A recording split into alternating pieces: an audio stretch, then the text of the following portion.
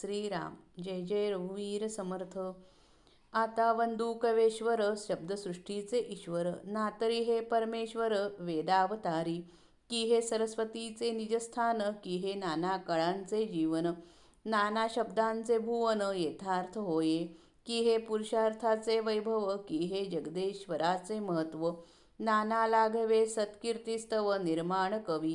की हे शब्दरत्नाचे सागर. की हे मुक्तांचे मुक्त सरोवर. नाना बुद्धीचे वैरागर निर्माण झाले. अध्यात्म ग्रंथाची खाणी. की हे बोलिके चिंतामणी. नाना कामधेनूची दुभणी वोळली श्रोतयांसी. की हे कल्पनेचे कल्पतरू. की हे मोक्षाचे मुख्य पडिभरू. नाना सायोज्यतेचे विस्तारले.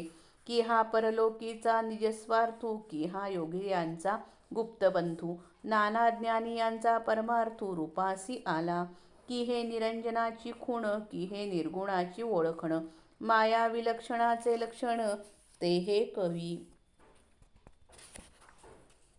की हा श्रुतीचा भावगर्भ. की हा परमेश्वराचा अलभ्य लाभ.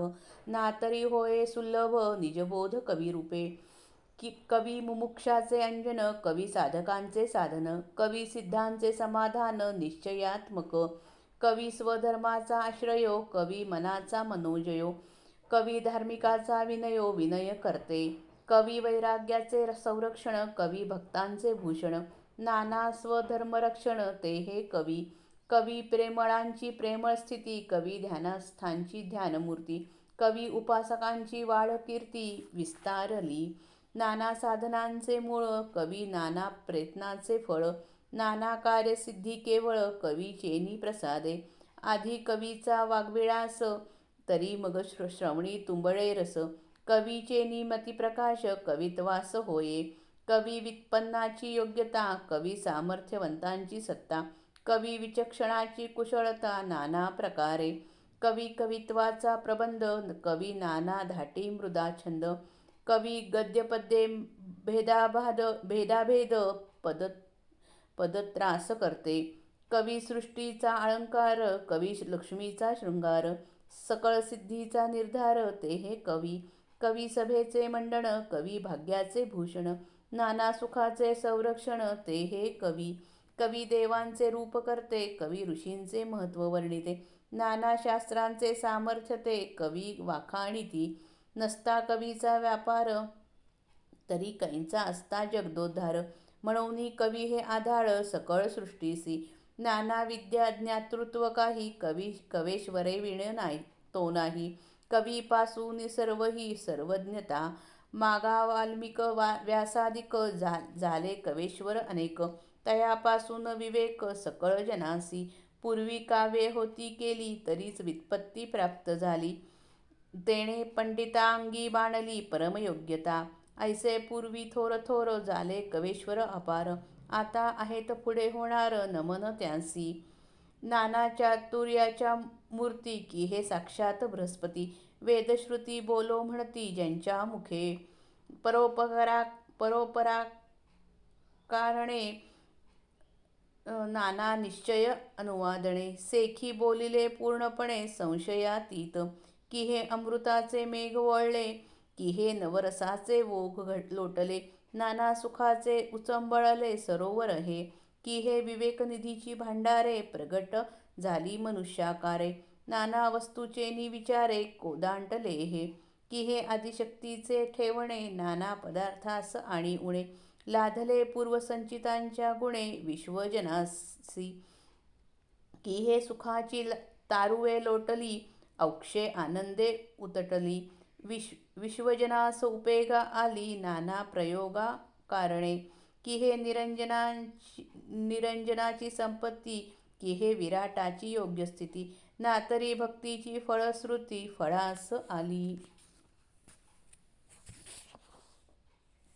की हा ईश्वराचा पवाड. पाहता गगनाहून वाड. ब्रह्मांड रचनेहून जाड. कवी प्रबंध रचना. आता असो हा विचार. जगास आधार कवेश्वर. तयासी माझा नमस्कार साष्टांग भावे. आता मी थोर कवींना नमस्कार करतो. कवी शब्दसृष्टीवर राजाप्रमाणे सत्ता गाजवतात. कवी म्हणजे वेदरूपाने अवतरलेला परमेश्वरच होय. कवीचे अंतःकरण म्हणजे सरस्वतीचे स्वतःच्या मालकीचे राहते घरच समजावे. कवीला सरस्वती पूर्ण वश असते. ती त्याच्यापाशी सदैव राहते. नाना प्रकारच्या कलांना कवी जिवंत ठेवतो. तसेच अगदी खऱ्या अर्थाने कितीतरी शब्द कवीच्या हृदयात येऊन राहतात. कवीचा शब्दसंग्रह फार मोठा असतो. जगातील उत्तम मूल्यांचे ऐश्वर्य दाखवण्यासाठी, भगवंताचे थोरपण गाण्यासाठी आणि अनेक तऱ्हेच्या कौशल्याने संतांची कीर्ती सांगण्यासाठी कवी जन्मास येतात. कवी हे शब्दरूपी रत्नांचे समुद्र असतात. त्यांच्यापाशी सुंदर शब्दांचा साठा असतो. कवींच्या अंतःकरणरूपी सरोवरात मुक्त पुरुष मोकळेपणाने विहार करतात.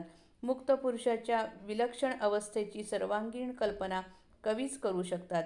बुद्धीच्या विलासाचे नाना प्रकारचे खेळ करून दाखवणारे कलावंतच कवीच्या रूपाने जन्म घेतात.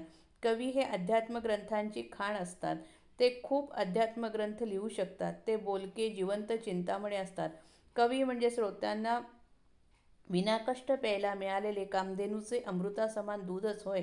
कवीला प्रतिभेचा कल्पतरू म्हणावे, कारण हवी तेव्हा प्रतिभा त्याच्या सेवेला हजर असते. मोक्षाचा साठा बाळगणारा हा कवी सायुज्य मुक्तीचा पसरलेला मोठा विस्तारच होय. कवी आपल्या काव्यामध्ये सायुज्य मुक्तीचे अतिविस्ताराने वर्णन करतात.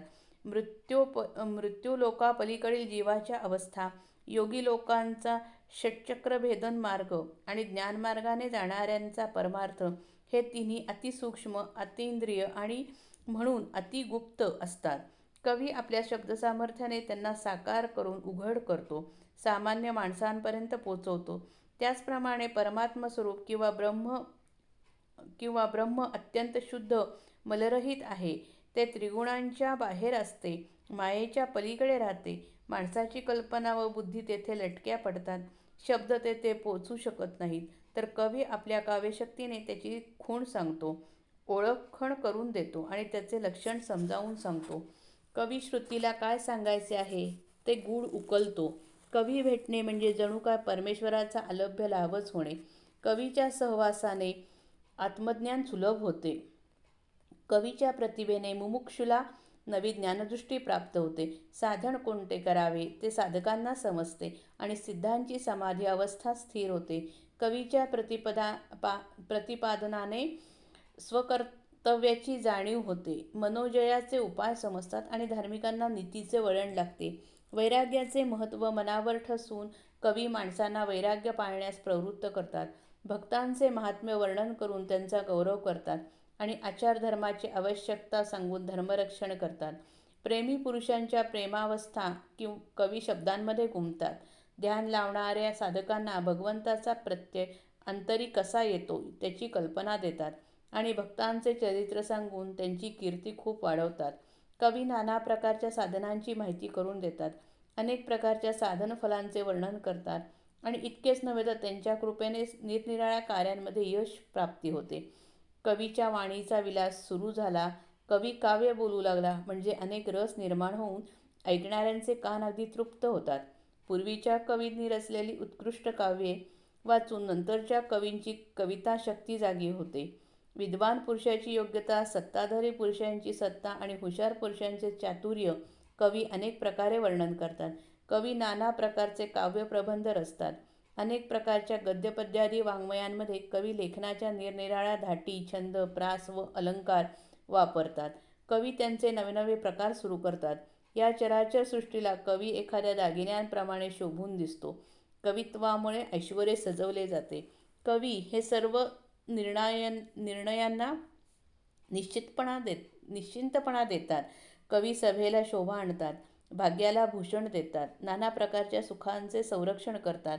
अदृश्य देवांना कवी रूप देऊन दृश्य करतात, ऋषींचे महत्त्व पटवून देतात आणि नाना शास्त्रांचे सामर्थ्य, अधिकार व स्थान समजावून सांगतात. मोठमोठ्या कवींनी उत्कृष्ट काव्ये रचली नसली तर जगाचा उद्धार झाला नसता. म्हणून संबंध मानवी जीवनाला कवी हे मोठे आधार आहेत. अनेक प्रकारच्या विद्या व ज्ञान थोर कवींच्या काव्याशिवाय आपल्याला मिळाले नसते. कवीमुळेच सर्व ज्ञान जगात पसरते. मागे व्यास, वाल्मिकी इत्यादी अनेक महाकवी झाले.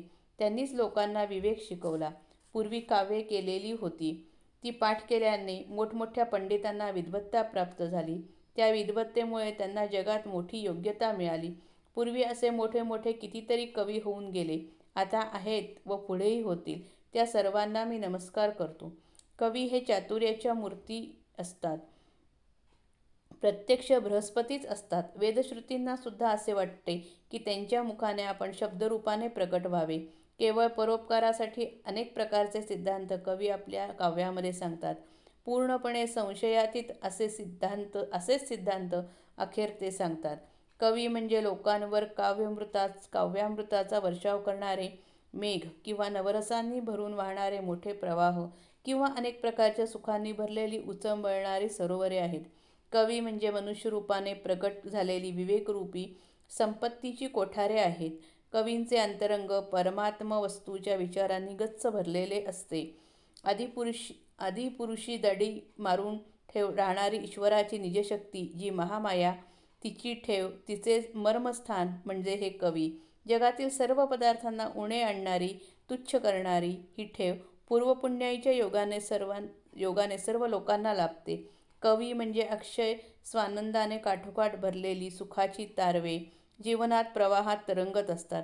अनेक योजना, अनेक उद्योग सफल करण्यासाठी ही जहाजे सर्व लोकांना उपयोगी पडतात.